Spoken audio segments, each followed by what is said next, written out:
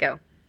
There was once an innkeeper who sat up late with a friend one night over drinks, and they got into the kind of argument you can only get into when you're up late with a friend at night over drinks. The argument was which of the two of them was smarter. The argument got so heated it began to threaten the friendship, so they decided that they would take their argument to the magistrate the next morning. He was known for his wisdom and his fairness, and the next morning was two very sheepish men that went before the magistrate. They told him that they would like him to judge which of them was smarter, and the magistrate, he took it in good humor. He said, all right, I will give you 3 riddles, and come back to me tomorrow. The person who has the best answer to those 3 riddles, that person will be the smarter of the 2. The 3 riddles are this. What is the fastest thing in the world? What is the fattest thing in the world? And what is the sweetest? And the men were sent home. The innkeeper spent a great deal of time pondering what he was going to say to answer those riddles.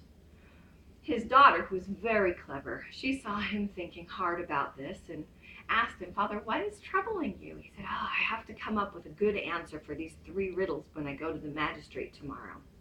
And she said, I'm good with riddles. Tell them to me. He says, well, I have to know what the fastest thing is, the fattest thing, and the sweetest thing.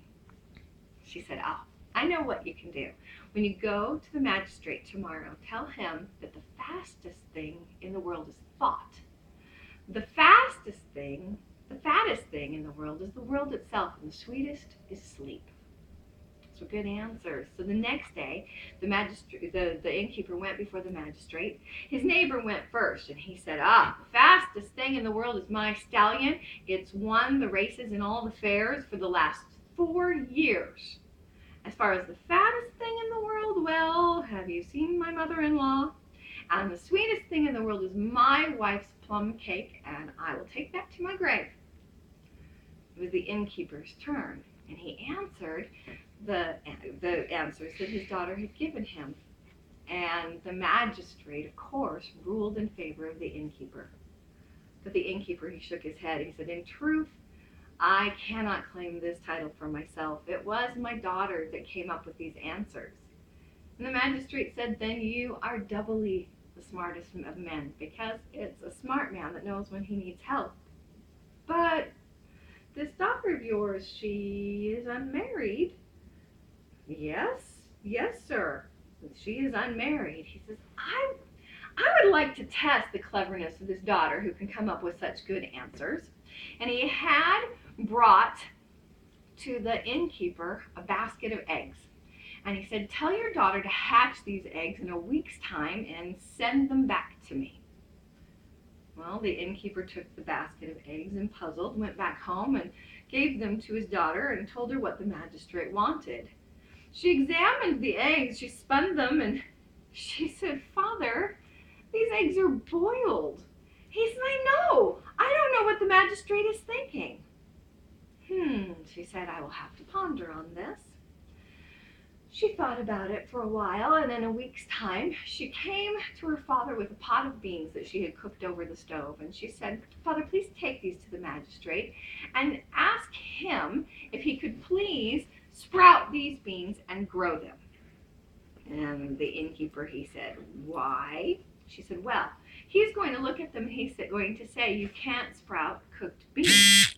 Whereupon you will say, neither can you hatch chicks from boiled eggs. And that's exactly what the innkeeper did. He told the magistrate to sprout the beans, and the magistrate said exactly what the innkeeper's daughter had said that he would. And when he heard, neither can you hatch chicks from boiled eggs, he knew that she had answered well.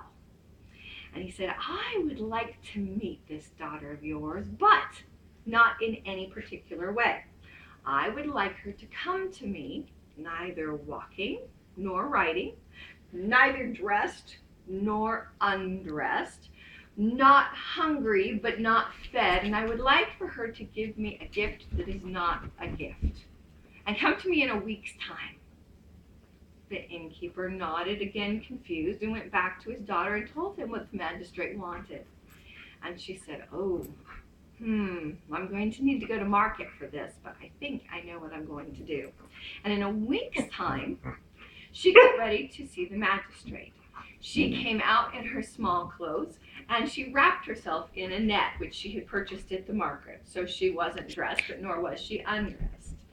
She got on a goat and walked on either side so that her feet were dragging. So she wasn't walking, but nor was she riding.